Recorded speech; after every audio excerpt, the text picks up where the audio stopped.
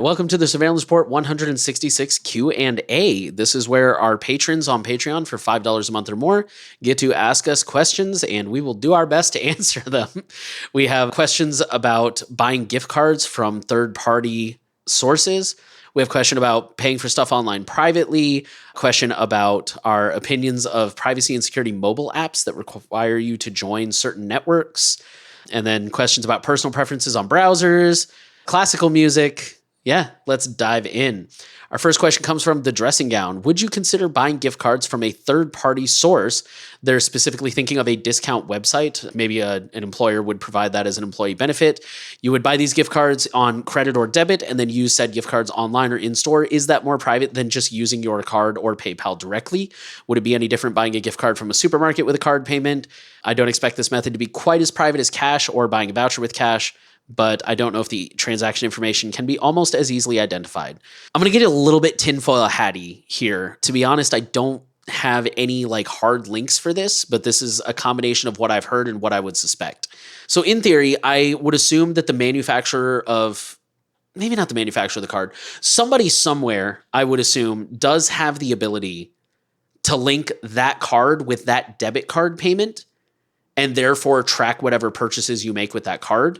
Is that happening? I don't know. That sounds kind of complicated. Certainly not beyond the reach of modern technology, but I don't know if it's scalable and in use. In the first part of your question, you said, would that be any more private than just using your card directly? I would argue yes, because at very least it would be more secure, because then the website you're using is not directly getting your card number or your PayPal information. I'll be honest. I mean, I probably wouldn't do this just because I'm lazy, and I should probably be less lazy. But I think if it's something you're interested in taking advantage of, I don't see any reason not to. I think it would be more private. And like you said, it's not as good as buying in cash, but I mean, if you can buy the gift cards on a discount, you're saving money technically, and it's still technically more private. Yeah, on my end, I just like to think about there's perfect privacy and there's a spectrum in the middle of that, and then there's no privacy, and there is almost never none or perfect privacy. And this is a perfect example of, well, even if, let's say you buy it from giftcards.com, I don't know if that's a real site, don't recommend, I don't know what that is, it's just a random site. Giftcards.com sells you gift cards. Now endorsed by Henry. Yeah, not endorsed by Henry. But let's say you can buy a grocery store gift card from there. Then you go to the grocery store, use that card, and then you go to a different grocery store, but it's the same brand. So the types of correlation that you could see there is obviously they can tell that the owner of this specific gift card between two stores purchased these things. And I don't think that's unrealistic, but also what's the harm in that? It's not tied to a person, an identity. And if you bought a different gift card from giftcards.com with a different identifier, those can't be directly tied together unless they were employing different technologies to start tracking you. And those technologies would be able to track you probably independent of your payment method, things like facial recognition and surveillance and stuff like that. Now, the one issue is that obviously giftcards.com can see your gift cards. So there would have to be some kind of discussion, communication, data sharing between giftcards.com and the grocery store to be able to actually consistently track you over time, which is something that's very unlikely and probably not going to happen on a mass scale. So for most people, it's still a massive improvement. So I don't think it's actually too different from the situation of if you just go to a grocery store and purchase a restaurant gift card and then go to the restaurant, it's just now the grocery store has the power of seeing that you purchased that. So you're just kind of offloading personal data to different people, hoping they don't correlate it, essentially. So I think it's good. Do it if you can. It's a little bit inconvenient, but sure, why not? Next question is from Mr. Camel999. Do either of you enjoy classical music? If so, who's your favorite composer, favorite composition? I'll start by I've been playing classical music since I was in 4th grade. I still play violin. And I recently been picking up piano the last month or two. Favorite composer to play is definitely Piano's great. Vivaldi. I don't know why it's so fun to play Vivaldi. It's just fun music to play, and I'm a big fan of it. I really like Bach, and I also I don't know, I really like Paganini too, just from a technical perspective. It's just ridiculous. It's not super musical, but it's meant to just explore the limits of the violin, and I think Paganini's really awesome from that perspective. Vivaldi, you are so basic. I know, that's what I'm saying. It's a basic answer, but it's just so fun to play. It's not even, I never listen to Vivaldi. I just like to play it. But then I can say Paganini's more of my complicated side of me, I guess. trying to remember. I feel like I've had bands like that, not with classical, but like modern bands that I'm like, they're just fun to play. Right. Anyways, I'm not super into classical. Like I was classically trained in college, so I definitely picked up an appreciation for classical music. I'm a little disappointed because one of my teachers would play Rachmaninoff and he would like bang on the piano and he put so much energy into it. And I was like, this guy's metal. And then I went and looked up recordings and they're all like very soft and proper. And I'm just like, you guys suck. I want his version. So I like Rachmaninoff, but I've never found anybody that actually performs it the way that I like. I don't really have a favorite composer. I guess I'd have to say either, I'm going to pronounce it wrong. What is it? Debussy? Claude Debussy? The guy who did Clair de Lune. You guys have definitely heard it if you've been alive for more than 10 minutes. I like him and, oh man, there was someone else that I was thinking of, but I can't remember now. I don't know, like a favorite composition, probably Clair de Lune. Like it's just really pretty and just, I don't know. That's probably a basic answer if I'm being honest, but I don't know. It's classical isn't really something I seek out, to be completely honest, but it's something I do enjoy when I run into it. I will say I got to see Beethoven's Ninth at a live performance one time, and it was amazing. That'd be a fun one to watch live. Oh, dude, it was wonderful. It was definitely like a star memory from my college years. It was fantastic. I believe it.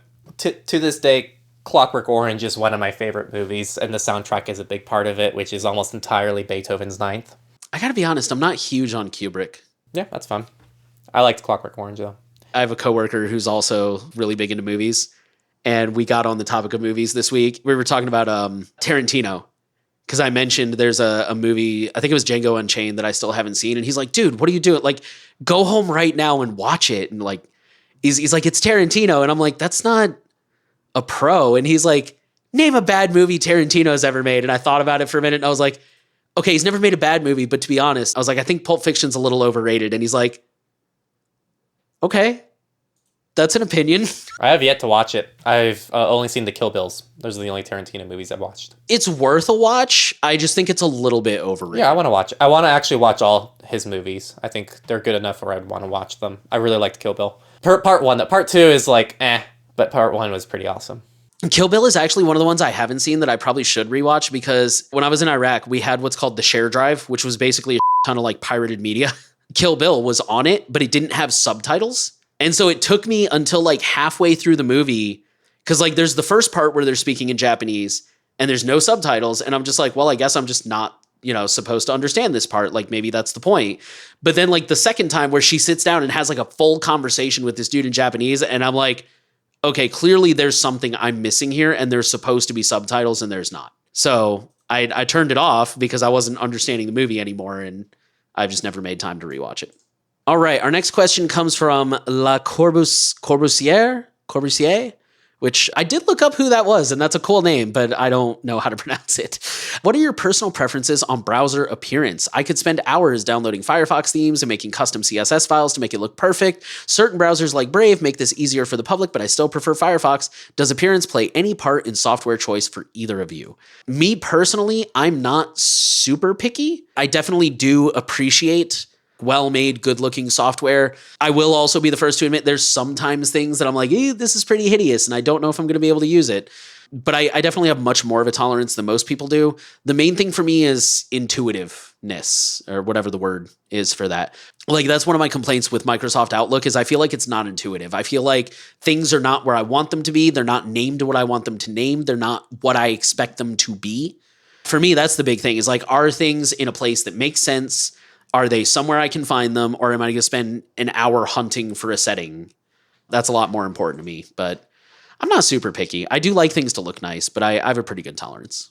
Outlook is terrible. Outlook is hot trash, man. I haven't heard anyone be like, I've heard people compliment Outlook's like stability, and they liked that aspect of it, but I haven't seen anyone be like, yeah, the interface and the design of it is really up to standard. The Privacy Dad, real quick, has a whole blog where he talks about basically making things more user-friendly for normies, and he cited one of his friends that tried out Tutanota but ended up going back to Outlook. And one of his friends' reasons were like, it makes more sense and it's more intuitive. And the minute I read that it's sitting in front of my computer, I'm like, bullshit. Outlook is terrible. Your friend has been brainwashed. I definitely fall on like the extreme other side of the camp, which is everything I touch and use, I want to be nice. I want to feel happy and good using it. I don't have very much patience for things that look and don't feel good to use. And I expect that from my software. Given that context, there's a reason why I struggle to hop on the ship of many of these smaller open source projects that don't have like a UI design team. So I actually really struggle a lot of times to find the open source software I enjoy that is still pretty, if that makes sense. And so that's where you see things like, yeah, I'm not going to use NetNewsWire because I don't want to use NetNewsWire because it's gross. No offense. It's super powerful. I used it for super long. It's fantastic. I still suggest it, but I moved over to Reader, Reeder, because Reader actually makes me want to open it. NetNewsWire made me hate my life when I used it, and that's how I don't understand how people... I know Thunderbird got better in the newest update, and it's more modernized now, but I could never touch Thunderbird with a 50-foot pole before the recent revamp, because it's just so hideous. And they specifically asked about browser appearance here, too. And I'm not here to customize my stuff either. Like, I'm going to do some customization to match my preferences, but I'm not going to be screwing around with CSS files to make something look good enough for my standards and tastes. I don't have that kind of time. And I'm glad that you do, and I'm glad you want to do that. And I think people who want to take that time should absolutely do it. And I think it's a great way to, like, just make things your own. But I'm past it. I'm done. There's too much software to customize. I just want things to look nice and make me happy. I think I used to do that when I was young, is when I discovered how to change, like on Windows, how to change the, like when you click on an icon and the color changes, when I discovered how to change that color, or like back in the early days, the icons were not transparent. And so you could change the color of the background, and like, that was a lot of fun. But yeah, I don't know, that got kind of old after a couple weeks, I guess. For the record, people who don't know me, you can go back. I might have unlisted it. I don't know. It might still be there. But one of like the first Techlore videos was how to change your icons in Ubuntu. And I used to be a big modder. Like for all of my devices, I used to use custom icon packs. I used to use custom environments. I used to customize things to the max. And it was my perfect system. And like I look back at some screenshots of like my Linux distro from like 10 years ago, and I go, that looks pretty sweet. But then I think about like the hours and days that I put into making that happen, and I'm like, never again. It's the kind of thing where it's fun, and I want people to do that. And if you still want to do that, please do. But I'm past it. See, I just do like little things, like on NewPipe, or what am I on now? Tubular. For those who don't know, NewPipe and Sponsor Block has been sunset. It's been replaced with Tubular, which is weird. But I'll remove like certain tabs. Like I don't care what 500 million people on YouTube are watching, because I probably think it's dumb as hell. So I'll remove that tab so it goes straight to my subscriptions. Or like same thing with AntennaPod. I'll go through the settings and like, no, I want you to open to like my queue and stuff like that. But yeah, I'm with you. I don't spend other than like maybe changing to dark mode or something like that, I don't spend a lot of time with. I agree. I'm the same. So like I'll set it to the system theme because I do light and dark mode based on the sun. A lot of times my customization is actually removing things from the interface and simplifying things to what I need. And that's kind of it. I actually really like the Chromium UI. So I really like Bray's interface. I like the Chrome interface. I'm not saying I recommend Chrome, but I don't mind that. I don't mind Safari. Firefox is probably my least favorite, like out of the box, like interface for a browser, but it's still fine. I'm not going to not use Firefox because of its interface. I like the update with Quantum. Definitely looks a lot cleaner. I agree. Next one is from Jeff. Are there any easy ways to pay for stuff online that are still relatively private? As I see it, the keys to the question are how easy and how private. I've been thinking about doing some research and creating a scatter plot using those as access and thought you might have insight.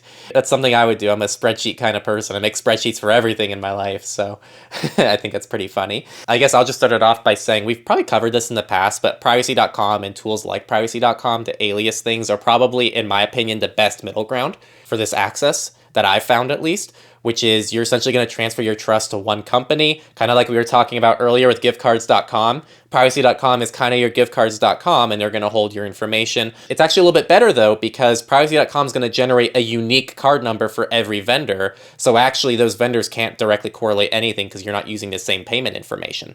So it's pretty easy. It directly integrates with your bank account. It is not anonymous.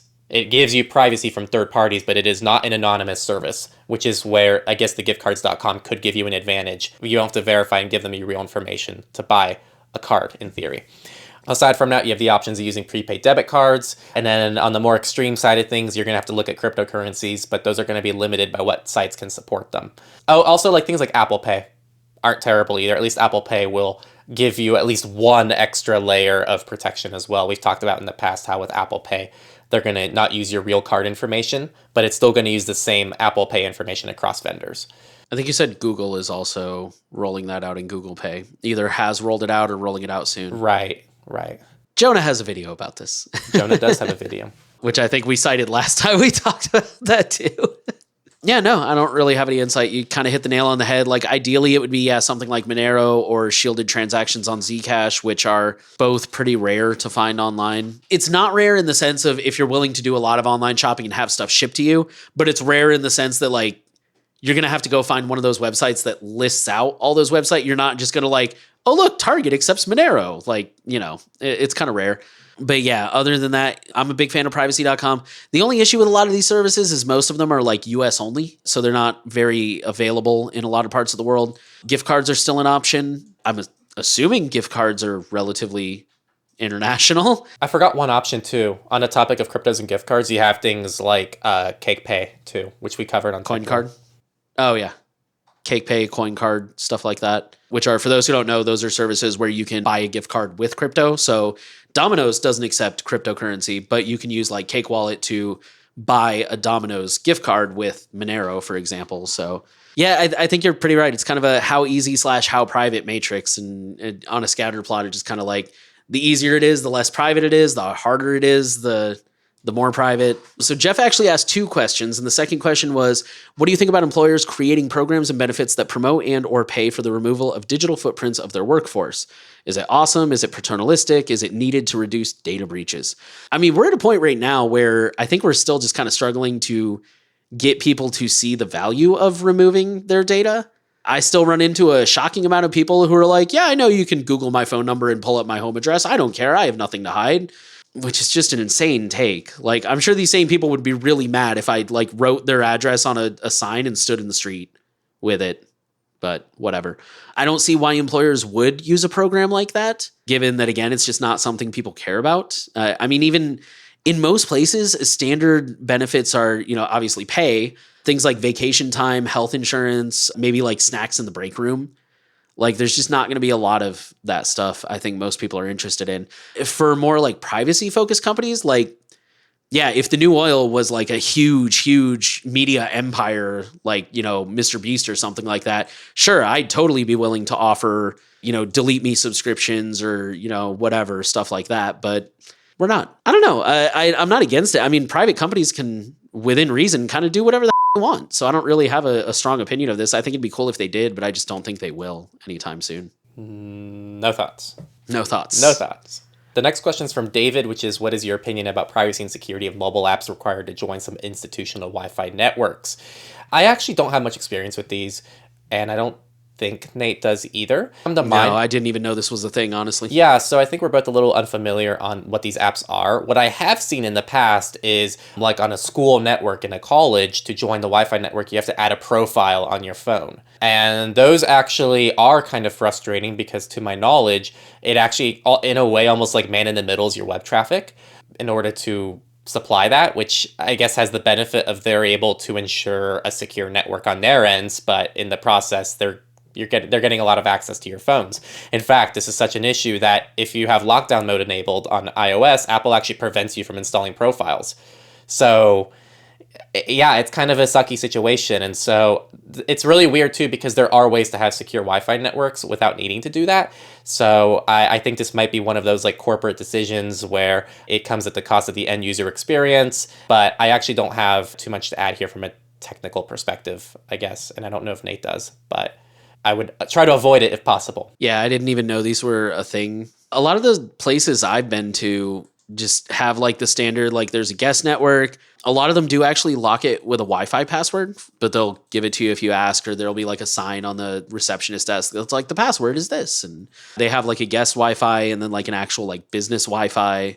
I've been to some places that have like multiple Wi-Fis where there's guest Wi-Fi, and then there's like the normal day-to-day business Wi-Fi, and then there's like the hardcore priority stuff for whatever reasons. Right. On that note, too, that reminded me because when you have to have an app or a profile, that means that you can only install that on a supported device. And so the way you could turn this around is be like, hey, I have a smart TV. You don't have to have one, but you just say, I have a smart TV or I have a Linux device. You just have to have a niche device that isn't supported by one of these apps. And then you ask, how do I still access Wi-Fi? And like Nate said, I think our university had like a dedicated Wi-Fi for like printers and like IoT devices that didn't have the same requirements. So just something to also play around with, kind of with what Nate was saying as well. A little bit of social engineering. Those were all the questions this week. So thank you to all of our patrons who submitted a question. If you would like to ask us a question, you can join us on Patreon at $5 a month or more, and maybe we will answer one of your questions on an upcoming Q&A. And we will see you in Surveillance Report 167, which should be out later this week. So thank you guys for watching.